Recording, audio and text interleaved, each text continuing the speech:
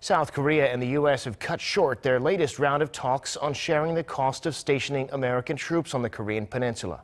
The talks that began Monday were supposed to last through Tuesday, but they decided to end this round, having failed to narrow their differences. For more, we connect to our Foreign Ministry correspondent Kim Min-ji, who's on the line. Min-ji, fill us in. Devin, it's an unprecedented development. Less than 2 hours after the talks began this morning, Seoul's foreign ministry announced that the talks had come to an abrupt close. It said the negotiations did not go as initially planned, as Washington was seeking a massive increase, whereas Seoul is unchanged in its stance that the figure must be fair and acceptable. Just about an hour ago, Seoul's chief negotiator, Jeong Eun-bo, who's been leading the South Korean team, held a press briefing where he told reporters that the U.S. was trying to drastically raise Korea's share by establishing new articles under the cost-sharing agreement.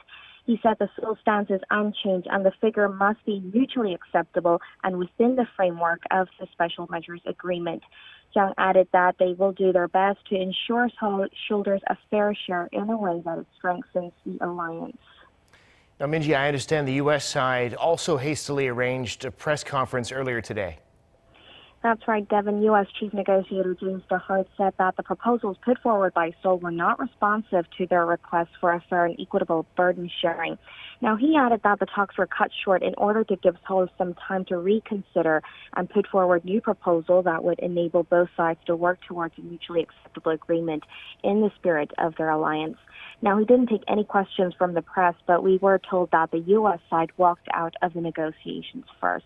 Now, just to give you some background, since 1991, Seoul has shared defense costs with the U.S. under the Special Measures Agreement. Under the current one-year deal, which expires at the end of the year, Seoul agreed to pay $870 million, an increase from the previous deal of more than 8%. Now, this time, Washington reportedly called on Seoul to pay $5 billion, which is more than a five-fold increase.